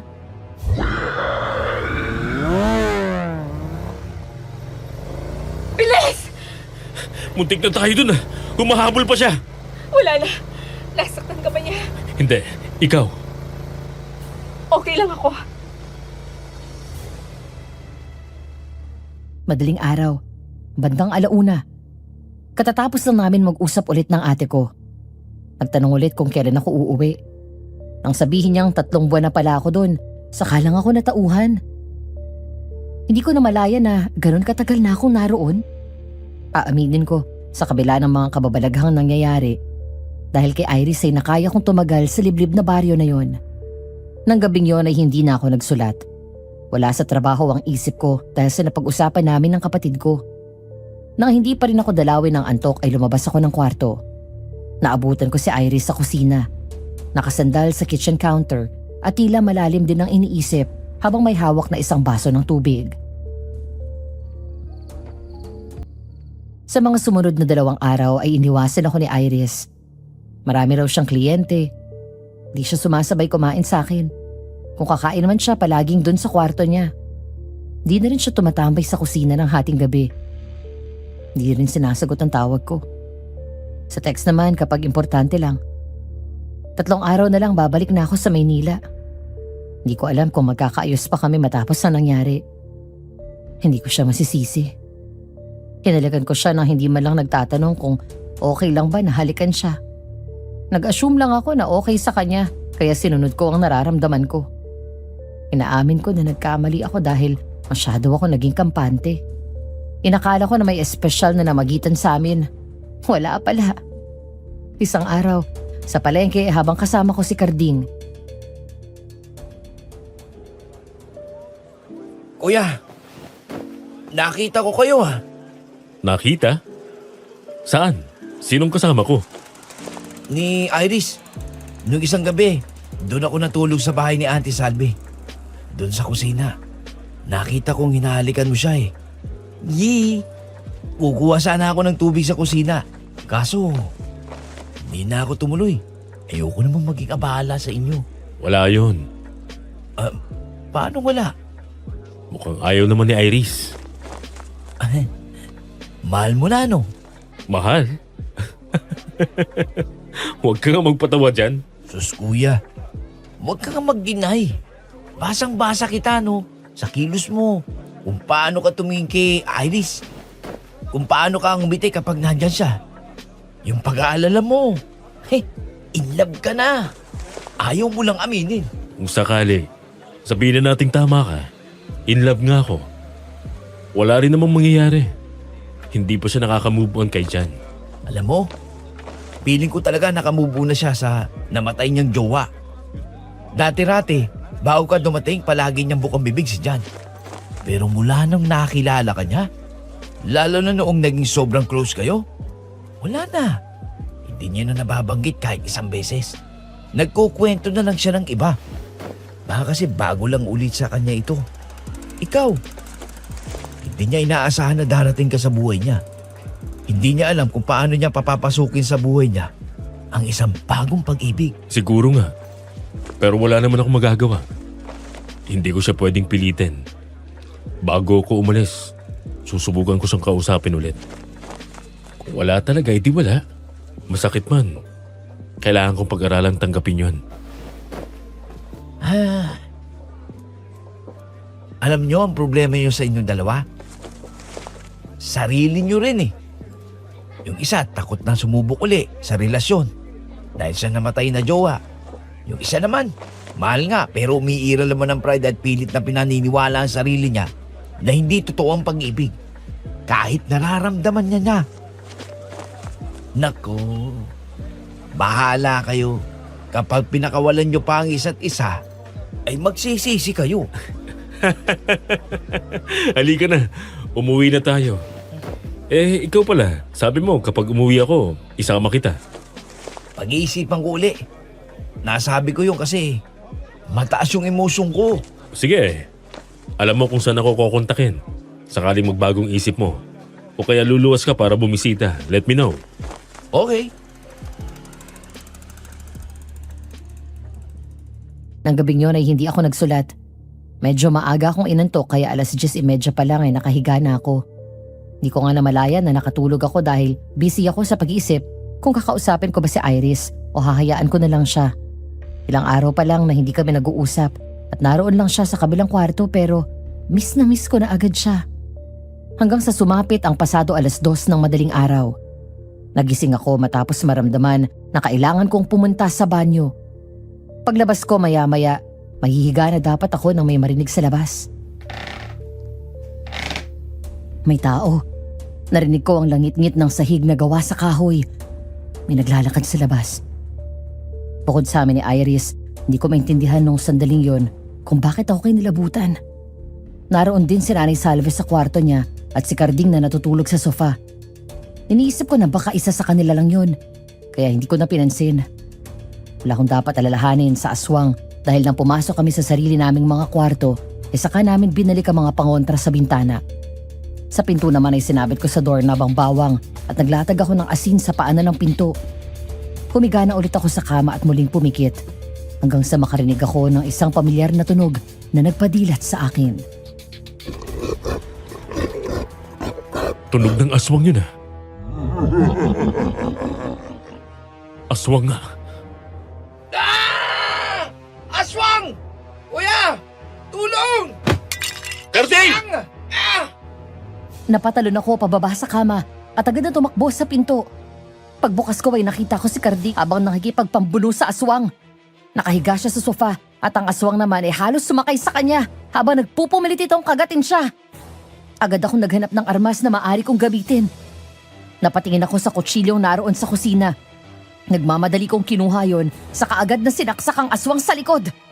Napasigaw ito ng malakas.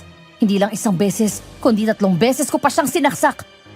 Nang makita ko ang good morning towel, kinuha ko yon saka ako sinakal ito, sabay hila palayo kay Karding. Walang iya ka. Ikaw ang isusunod ko sa loob yun ng babaeng yun! Anong nangyayari di? Ah! Chase! Iris, pasok sa loob! Bumalik ka doon! Kuya! Demonyo kang aswang ka! Yan ang napapala ng pakialamero! Habang sinasakal ko ng tuwalya ang aswang mula sa likod, nagulat ako nang bigla itong umatras at sadya nitong malakas na itama ang likod ko sa kabinet. Saka kinalmot ako sa braso. Napasigaw ako sa sakit. Sabay bitaw sa tuwalyang hawak ko. Mabilis akong hinarap ng aswang at akmang kakagatin. Pero mabilis ko siyang sinipa. Dahil nasa tabi ko na ang pinto ng kwarto ko, mabilis kong naabot ang asin na inilatag ko sa sahig. Kasabay ng pagbuto ko nito sa aswang, ay binato rin nito ng asin si Iris. Biglang sumugod si Karding at sinipa ang aswang. Sumugod ulit ito, saka nahawakan niya sa 2 braso ang aswang sa likod. Kuya! Hawakan mo siya dito sa likod! Bitawan niyo ako! Hayop ka! Ikaw at ang engkantong yun. Siguro ikaw ang tumulong sa kanya para kunin si Mary Joy! Ano ngayon? Hindi na makakabalik dito ang sino mang kinuha ni Nivara! Nivara? Yun ang pangalan ng engkanto? Wala na kayong nagagawa! Meron! Eto! Hayop ka! Hindi ako hayop dahil magiging demonyo ako sa paningin mo. Ipapatikim ko sa inyo kung anong pakiramdam ng mga biktima ninyo. Oh, eto bawang lamunin mong animal ka! Sinalaksak ni Karding ang bawang sa bunganga ng aswang habang mahigpit ang hawak ko sa braso nito. Pagkatapos sinaksak ito ni Karding sa dibdib gamit ang patalim na inabot ni Iris. Napaliyad ang aswang, sabay sigaw ng malakas. Nagwala ito at doon ko siya nabitawan. Mabilis na tumakbo ang aswang at pumasok sa kwarto ni Nanay Salve. Dahil doon mas lalo kaming nataranta at nagalala. Si Nanay Salve! Baka saktan niya! Nay! Ate! Ate! Nasa si Nanay Salve? Nandito lang siya kanina. Mabilis namin sinundan ang aswang matapos itong pumasok sa kwarto ni Nanay Salve. Pero mabilis itong tumakas sa pamamagitan ng pagtalon sa bintana. Ang duda namin, doon din ito dumaan dahil walang pangontra nakasabit sa bintana ng kwartong yun. Hinanap namin sa banyo si Nanay Salve, maging sa ilalim ng kama. Bumaba rin kami sa silong pero wala doon ni anino niya. Dala ang patalim at itak. Lakas loob kaming lumabas ni Karding at hinanap sa likod bahay at paligid ng bakuran si Nanay. Pero wala rin siya doon. Kaya naman napilitan kaming bumalik sa loob na puno ng pag-aalala. Nasaan na kayo si Nanay Salve? Sana naman ligtas siya. Nag-good night pa nga sa atin kanina, di ba kuya? Oo. Nakita ko pa siyang pumasok sa loob ng kwarto. Baka naman lumabas na hindi mo namamalayan, Karding. Imposible. Halos ilang minuto pa lang akong nakakatulog nang sugurin ako ng aswang eh. Hindi talaga siya lumalabas. Kung lumabas man siya sa kwarto habang tulog ako, maalimpungatan agad ako dahil mababaw lang ang pakatulog ko. Hindi ka ba pumasok sa CR? Nag-CR. Baka nagkataon na nasa loob ka na umalis siya. Pwede. Pero sa lakas ng lagitnit ng pinto kapag binuksan mo, maririnig na agad. Yan lang ang CR oh. Pero, baka nga. Ang tanong, saan naman siya pupunta? Ang sugat mo pala, Chase. Sandali, gagamutin ko. Sandali lang, Iris. Hindi basta ginagamot ng simpleng bulak at betadine ng sugat galing sa aswang. Kahit pa ang kalmot lang. Ako na. Tulungan mo na lang akong maganda na gamit. Okay, ituro mo lang sa akin ang gagawin ko. Matapos sugasan ng malinis na tubig at sabunin, nilanggas ni Karding ng tubig na pinagpakuluan ng dahon ng bayabas ang sugat ko. Pagkatapos ay pinahiran ng langis at may tinapal na mga dinikdik na dahon. Saka pa lang niya tinakpan yun ng gasa. Ayon sa kanya, si Mang Ruben ang nagturo sa kanya kung paano gumamot ng sugat gamit ang mga halamang gamot na mabisa rin sa mga sugat mula sa kuko ng aswang.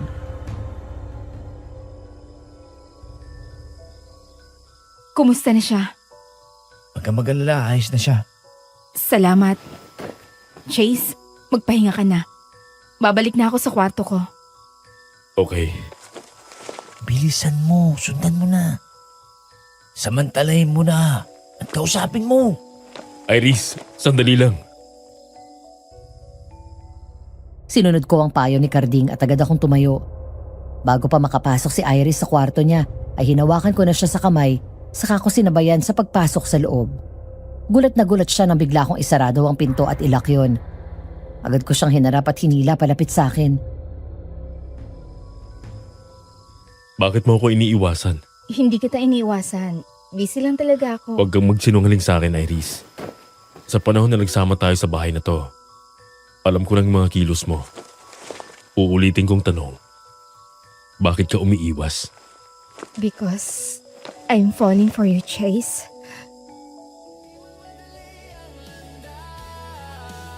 Inaasahan ko na yun. Pero iba pala ang dating kapag narinig ko mismo sa kanya. Iba pala kapag narinig mo ang mga salitang yon sa taong gusto mo rin. Ang klase ng saya na naramdaman ko sa mga sandaling yon ay hindi ko maipaliwanag. First time kong naramdaman yun. Sa sobrang tuwa ko, bigla ko siyang hinalikan sa labi. Matagal, malalim, maalab. Ang sayang naramdaman ko ay panandalian lang dahil marahan akong tinulak ni Irish. Pagkatapos ay lumayo siya sa akin. Unti-unting nawala ang ngiti ko nang marinig ko siyang umiiyak.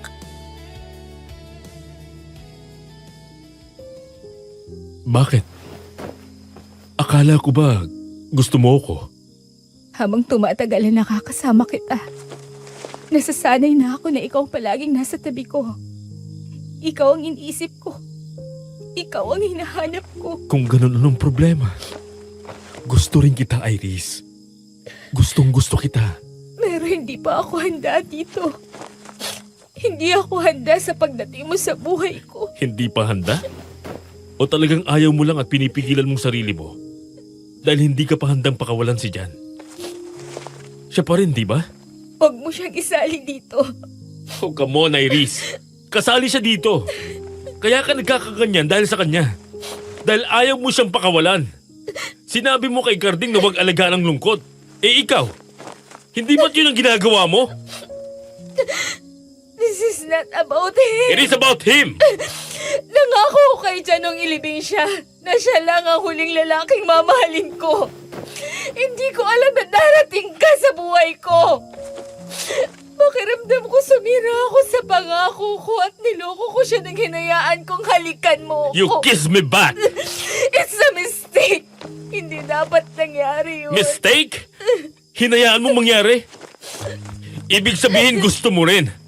How can you call that a mistake? Hindi ko alam. Nalilito ako. Hindi ko alam ang gusto ko. Hindi ko alam kung tatanggapin kita o tutuparin ko ang pangako ko kay Jan. Natatakot akong sumugal sa'yo because you don't know anything about love. Ayoko maging isa sa mga karakter sa nobela mo. Pagkatapos mong isulat, isasara mo na ang libro at magiging bahagi na lang ako ng alaala mo. Paano kung magising ka isang araw at ma-realize mo na hindi mo pala ako mahal? Eh di wag na nating ituloy to. Wag mo na akong gamiting dahilan. Ang sabihin mo, mas importante sa'yo na hintayin lang dyan na yun na kahit kailan hindi babalik. Kahit buong buhay kang tumira dito, hindi ka na babalikan dahil patay na siya! Natigilan kaming dalawa ni Iris matapos naming mapagtanto ang masakit na salitang binato namin sa isa't isa. Natahimik kami. Napasandal ako sa likod ng pinto habang umaagos ang luha ko. Napaupo siya sa paanan ng kama. Maya-maya ay tinakpan niya ang mukha at umiyak.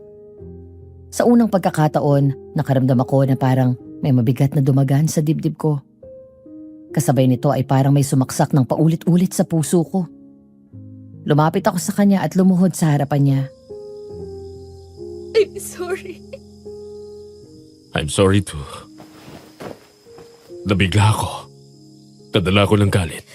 Chase, I'm sorry. Nabigla din ako sa mga sinabi ko. Magulo ang isip ko. Hindi.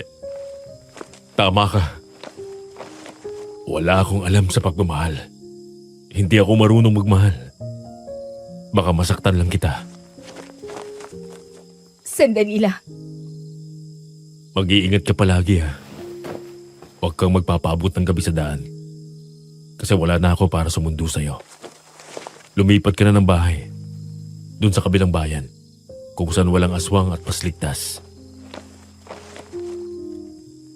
Bago ako lumabas dito, may isa lang akong hiling sa'yo. Chase. Kapag aksidenteng nagkita tayo sa Maynila, pwede ka bang magkunwari na hindi ako kilala? Kahit ito na lang. Para hindi maging mahirap sa akin na kalimutan ka. Dahil kapag lumapit ka sa akin at kinausap mo ako, I'll grab you and hold you in my arms. And I swear, I will not let you go. Dahil ayoko mahirapan ka at ayokong kabuhian mo ko. Mas mabuting itrato mo akong hindi kilala. Kailangan ba talagang umabot sa ganon? Para sa'yo rin yun. I guess, hanggang dito na lang. Bye, Iris. Nang umagang yon ay maagang umalis si Iris. Hindi na raw ito kumain ng umaga at nagmamadali dahil sa kasal ng isa nitong kliyente na umaga gaganapin. Habang ako naman ay naroon sa kwarto. Unti-unti nang nag-aayos ng gamit sa bag ko. Maya-maya ay pumasok si Carding. Malungkot ang mukha niya habang pinapanood niya ako sa pag-iempake. Kambing! Sir Chase! Napatakbo kaming dalawa at mabilis na pumaog nang marinig namin ang humahangos na boses ni Mang Ruben. Nang salubungay namin siya sa ibaba, nagkatinginan kami ni Carding at nagtataka dahil namumutla siya sa takot. Hingal na hingal, parang malayo ang tinakbo nito. Pagkatapos ay may tinuro sa kakahuyan. Mang Ruben, anong nangyari?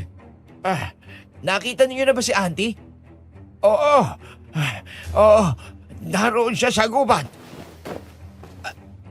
Anong oras na siya lumipat sa kabilang bahay? Bakit hindi namin namalayan? Doon tayo mag-usap sa loob. Bilisan ninyo. Pagkatapos ay isarado at ikandado nyo ang mga bintana at pinto. May sasabihin ako sa inyo. Uminom muna kayo ng tubig. Nagtataka man, sinunod namin siya ni Carding. Parang takot na tumingin mula sa labas si Mang Ruben na parang sinisiguro nito na walang ibang tao bago muling isinara ang bintana. Para mahimasmasan ay binigyan muna namin siya ng isang basong tubig. Pagkatapos ay hinayaan namin siyang kumalma bago kami tuluyang hinarap. Okay na kayo? Salamat. Ano po bang nangyari? Parang nakita niyong aswang ha? Hindi aswang, kundi engkanto. Sinubukan ba kayong saktan? Hindi. Pero hindi siya ang una kong nakita. Si Manang Salve. Nakita ko siyang naglalakad papunta sa direksyon ng lawa. Sinundan ko para sana malaan siya dahil baka siya ang kunin ng lawa. Hanggang sa nagulat ako. Sa halip na umiwas, pumunta siya mismo sa malete.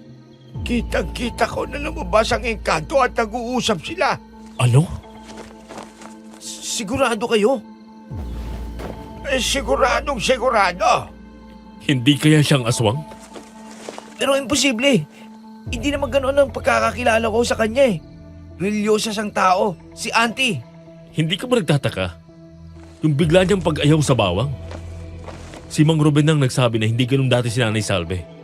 Tapos yung nangyari kagabi. Ngayon ko lang naisip. Yung sinabi ng Mang Ruben na nakita niya si Nanay Salve doon sa gubat nung araw ng kasal mo. Di ba hinabol tayo ng aswang noon? Sinabi pa nga ng engkanto bago siya umalis na parang may gusto makipaglaro sa atin. Hindi ko na maaalala yung saktong sinabi niya. Basta ganun ang ibig niyang sabihin. Tapos maya-maya dumating ang aswang. Yung nangyari kagabi, saan galing ang aswang? Di ba sa kwarto niya? Kung hindi siya ang aswang, sisigaw siya sa takot. Imposibleng hindi siya nagising habang nagkakagulo tayo.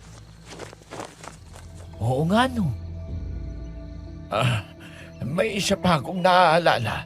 Ito, nahihiwagaan ako matagal na. Wala lang akong ebidensya kaya hindi ko sinasabi. Lalo na kay Iris. Kasi, hindi ba't may malaking pagkakautang niya sa pamilya ni Jan? Opo, naalala ko. Malapit na kaibigan ni Manang Salvi ang mga magulang ni Jan. Ang alam ko nga ay malaki ang pagkakautang niya sa pamilya ni Jan. Alam ni Iris tungkol sa utang ni Nanay Salve?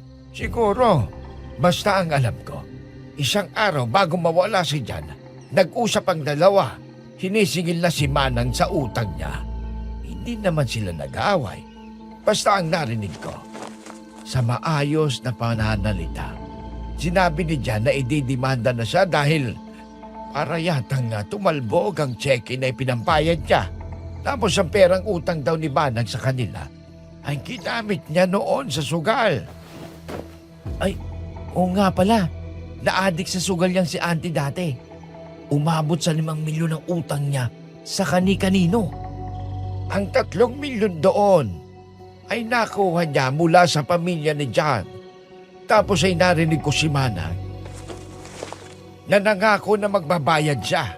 Basta pagkatapos ng araw na yun ay maghapon kung hindi siya nakita. Kinabukasan, bumalik siya tapos sinabi niya kay Jan na handa na raw ang pambayad niya. Ay nagsumunod na araw, nawala na si Jan. Hanggang sa matagpuan siyang patay. Mula noon sa tuwing may mga bakasyonitsang dumadayo dito, hindi pwedeng walang nawawala. Sa nakaraang mga buwan, may natatagpo ang mga patay. Pagkatapos na mawala ni Jan, di ba biglang nagkapera si auntie, Mang Ruben? Ilang bahay pa nga yung binili niya. Tapos ginawa niyang boarding house para sa mga turista.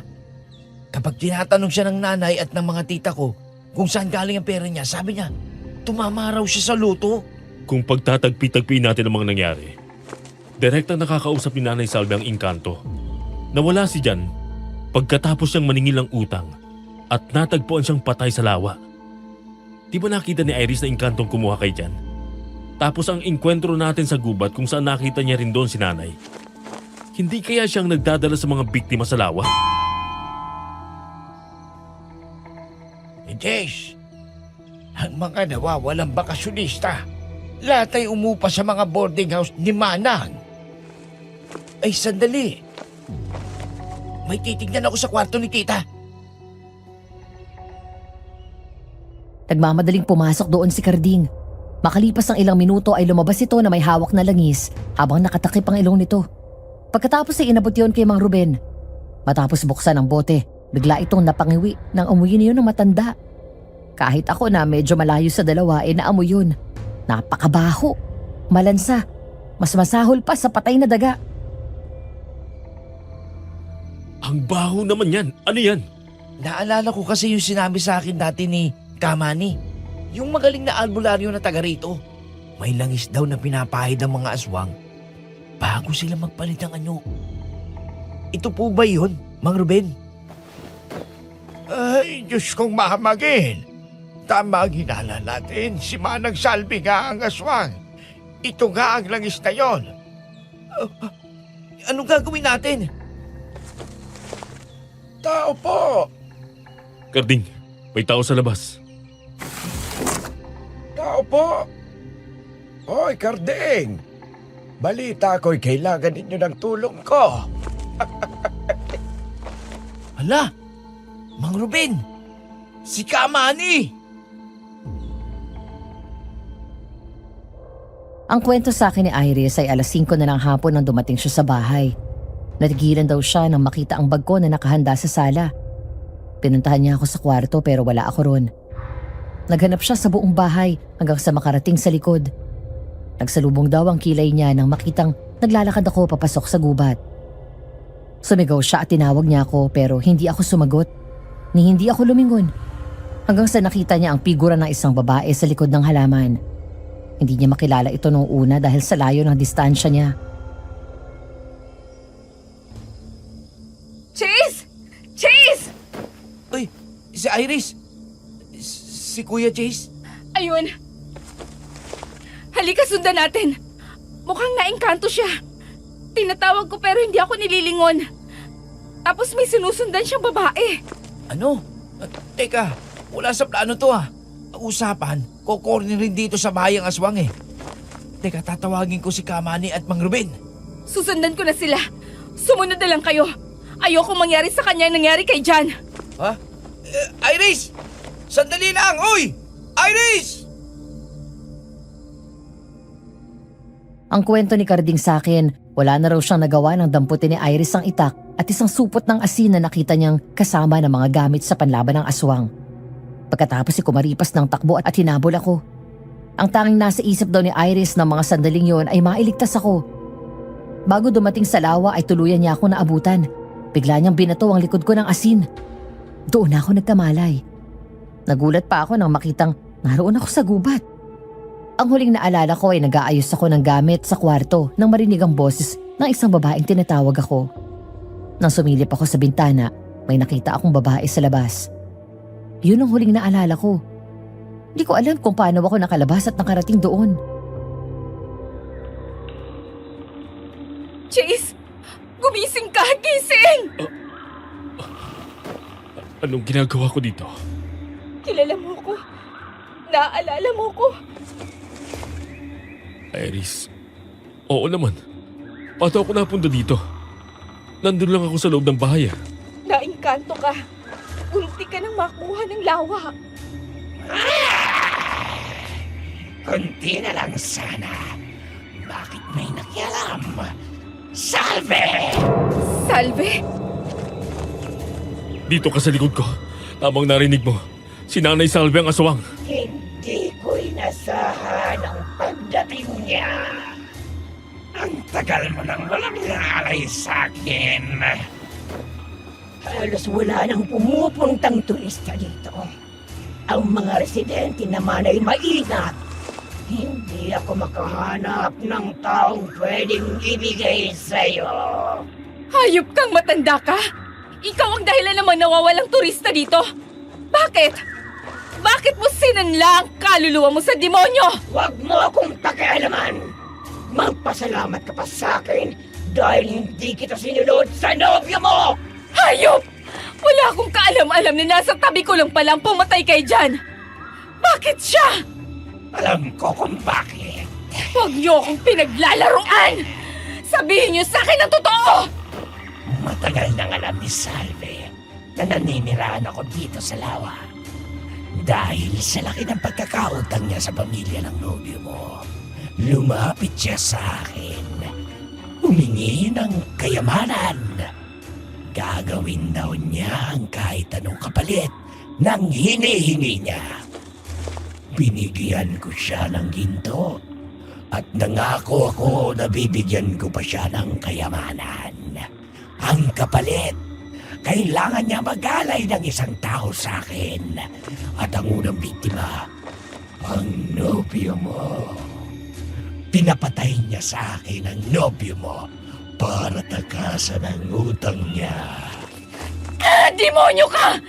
Nirespeto kita, Nanay Salve! Iginalang! Pinagkatiwalaan ka ni Jan! Kasalanan niya yon.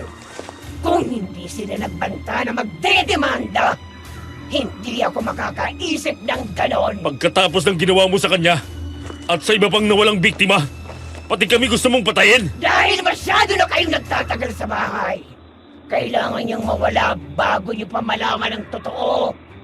Kaya salamat. At mas mapapadali ang pagpatay ko sa inyo. Huwag ka na magalit, Binibini. Iginanti na kita at ang mga taong inalay niya sa akin. Anong ibig mong sabihin? Hindi mo alam? Mula sa umpisa pa lang, sa bawat taong inialay mo sa akin, ay unti-unting gumagana ang sumpa ko sa iyo. Anong sumpa? Ang gawin kang aswang. Ano? Hindi ko na kasalanan kung tatanga-tanga ka, Tutoto. Ganti ko yan sa iyo. Naalala mo ba ang malaking puno ng ilang-ilang na pinaputol mo? Doon nakatira ang buong pamilya ko. Sinira mo ang tahanan namin. Kaya ngayon, habang buhay ka ng ganyan, isang halimaw na habang buhay na uhaw at gutom sa dugo at laman ng tao. Habang buhay kang magiging salot ng baryong ito. Tutugisi na parang daga. Wala kang ibang gagawin kundi magtago sa lungga mo. Habang buhay kang magiging salot sa paningin ng lahat. Bawiin mo ang sumpa. Ibalik mo ako sa dati. Kung ganon, patayin mo ang lalaking yan at ibigay sa akin ang babae. Hindi ako natatakot sa inyo! Mag-iingat ka! Sumugod sa amin ang aswang. Agad kong sinalagang kamay niyang may mahabang kuko gamit ang itak na kinuha ko mula kay Iris. Pagkatapos sinipa ko siya ng malakas. Akmang susugod siya ulit sa akin pero sinalubong ko siya ng isa pang malakas na sipa na sinundan ng pagbato ng asin ni Iris. Hindi ako nagsayang ng oras. Mabilis kong sinaksak sa dibdib ang aswang. Ilang sandali pa ay dumating si Carding. Kasunod si Mang Ruben at Kamani. Kuya, tabi! Carding! Mukhang dihado ka, Salve. Paano ba yan? Mukhang mamamatay ka na ngayong gabi. Hayop! Traidor! Nagtiwala ako sa'yo! Ante, patawarin mo ako. Pero ito lang ang tanging paraan para matahimik ang lahat ng tao. At wala na kayong mabiktima pa. Gamit ang dala nitong sibat, binato niya yon at lumipad palapit ang aswang. Mabilis na tumusok yon sa katawan nito. Sa kabila ng kanyang tama, sinubukan pa rin kami sugurin ng aswang. Pero muli ko siyang sinaksak sa dibdib. Tama na, Manang! Marami na kayong pinirwisyong buhay. Marami na kayong biktima. Traidor ka! Mula ngayong gabi, matatahimik na ang bayang ito. Naway masunog na sa impyero ang kaluluwa mo! Dahil doon ka bagay! Kumusta, kaibigan? Ikaw! Anong ginagawa mo dito? Di ba umalis ka sa bayan na to? Kaya ka naghasik ng lagim? Kasama nitong lukalukang si Salve? Dahil akala mo, hindi na ako babalik. Huwag mo akong patayin! Huwag! Huwag! Nagkatinginan kami nang makitang nawala ang yabang at Dahil mawala man ako sa mundo, ang espiritu ko ang magbabantay dito. Wala kang ligtas sa akin. Hala! Layas! mabilis na tumalon sa tubig ang engkanto. Yan daw ang huling beses na namataan ni Carding ang nilalang na yon. Pinagtulungan naming talian ang makapal na lubid ang puno ng balete. Pagkatapos sinabitan nila ng mga talisman at medalyon ang lubid. Ayon kay Kamani, yun daw ang magsisilbing selyo o permanenteng pagsasara ng lagusan ng mga engkanto para hindi na makatawid ang mga ito. Matapos yun ay tuluyan na naming sinunog ang bangkay ng aswang. Mag-aalas 8 ng gabi. Pagbalik namin sa bahay, kinuha ko ang mga gamit ko at naghanda sa pag-alis. Hanggang sa ibaba ay hinatid nila ako. Mang Ruben, una na po ako. Sige. Mag-iikat ka sa biyahe, ha? Opo. Carding, bantayan mo si Iris. Ikaw lang bahala sa kanya. Sige kuya, ingat ka ha. Usap tayo sa chat. Papasya lang kita dun. Okay, hihintayin kita. Chase! Hindi ko napigilan na umagos ang luha ko. Lumapit ako kay Iris kahit naroon si Mang Ruben at Carding. Hindi ako nahiya at hinalikan ko siya ng matagal sa labi. Pagkatapos ay niyakap ko siya ng mahigpit. Matagal. Yung tipo na parang ayoko siyang bitawan. Ayoko siyang iwan pero narealize ko na kailangan naming maghiwalay dahil pareho lang kaming hindi handa na simulan ang relasyon na ito.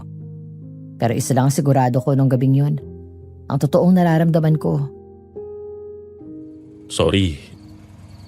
Kailangan ko nang umalis. I'm sorry sa lahat ng sinabi ko.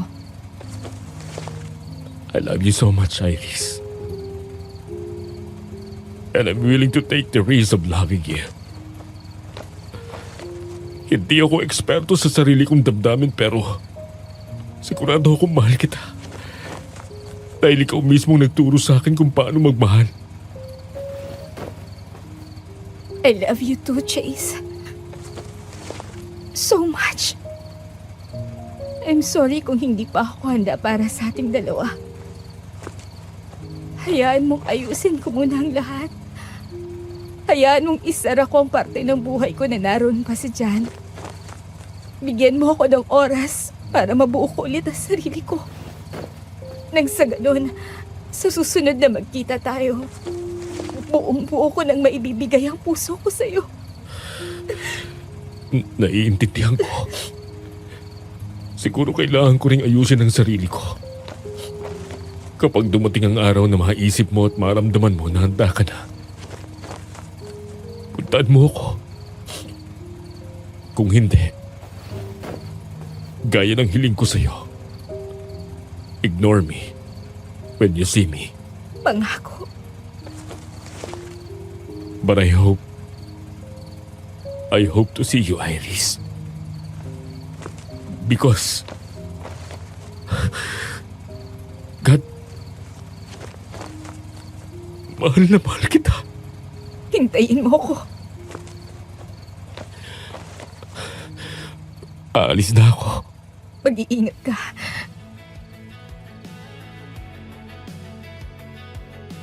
Mabagal ang loob kong binitawan si Iris.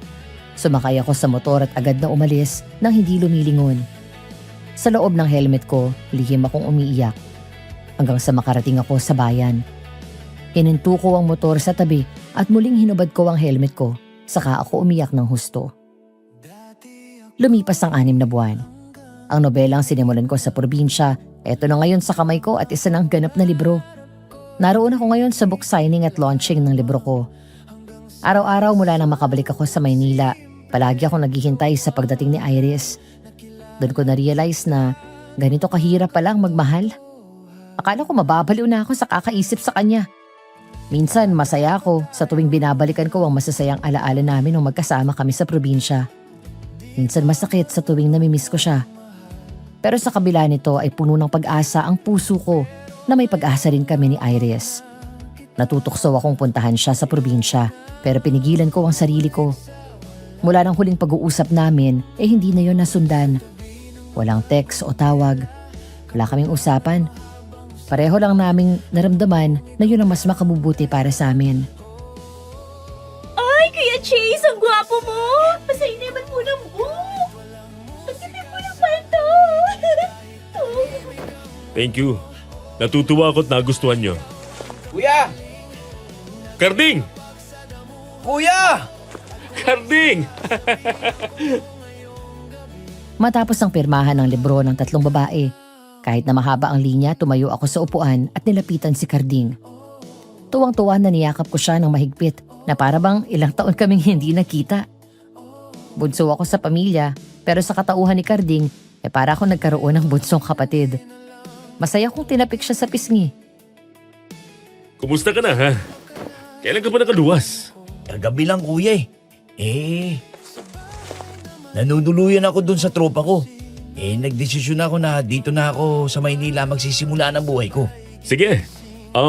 May hintay mo ba ako? Mag-usap tayo pagkatapos ko dito. O sige, dito na ako sa labas, mag-iikot-ikot. Si Iris. Matagal na kaming hindi nagkakausap 2 linggo lang mula nung umalis ka. Sumunod siya ang alam ko, pinabalik na siya ng Maynila ng mami niya dahil umuwi galing sa Amerika. Mula nun, hindi pa kami nagkausap. Ganun ba? Sige, dito muna ako. Nakaramdam ako ng lungkot. Dahil mukhang nagdesisyon na siyang hindi ipagpatuloy ang anumang nasimula namin. Sa kabila ng naramdaman kong sakit, pilit akong ngumitiis sa mga taong dumating para magpapirma ng libro ko. Hanggang sa matapos ang book signing. Habang kausap ko ang editor-in-chief ko, si Carding naman ay nagpaalam na lalabas muna para may bilhin. Hanggang sa narinig kong tumunog ang wind chime sa pinto ng bookstore. Dahil nga may kausap ako, hindi ako agad lumingon. Hi. Pwede po bang magpa-autograph? Sure, buti nakaabot ka. Hi, Chase. Am I late? Iris? Kung hindi pa ako huli, pwede bang samahan mo ako magsimula ulit? This time, sure na ako na ready na ako. Wala akong nasabi, Madam Venus. Hindi ko alam kung anong klase ng saya ang mararamdaman ko ng oras na yun. Ang naalala ko lang ay agad ko siyang nilapitan. Pagkatapos ay hinalikan ko siya ng matagal sa labi. Yumakap sa leeg ko si Iris at tumugon sa halik ko. Matapos yun ay mahigpit naming niyakap ang isa't isa.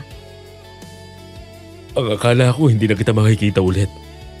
Ang akala ko ayaw mo na. Sorry kung medyo nagtagal. Marami lang akong inasikaso. May mga properties kasi kaming binili noon ni Jan. Lahat yun binenta ko. Tapos nagpaalam na ako sa parents niya. Then, pumunta ako sa US ng 2 buwan dahil nagkasakit si Daddy. Pero okay na ako ngayon. Handa na ako, Chase. Handa na ako para sa ating dalawa. Kung hindi pa sana huli ang lahat. Handa na rin akong mahalin ka. Yung totoo. Hindi pang libro. Mas lalong hindi fictional. I love you. I love you more. Nang makilala ko si Iris, hindi ko alam kung ano ang pag-ibig sa tunay na buhay. Ang alam ko lang, nakakakilig ito sa mga nobela at pelikula. Gaya ng kung paano kiligin ang mga readers ko sa kwentong sinusulat ko. But who would have thought that while I'm very cynical about love, God is busy writing my own love story. Ang mga kababalaghang naranasan namin, sa mga oras na nalagay sa peligro ang buhay namin, it led me to the woman God has prepared me for. Ngayon, masaya na kaming dalawa kasama ang mga anak namin. Hanggang dito na lang at sana'y nagustuhan niyo ang kwento ng buhay pag-ibig ko na may halong katatakutan. Maraming salamat at more power sa Aswang Diaries. Nagmamahal, Chase. Sumayaw ka sa dibdib ko.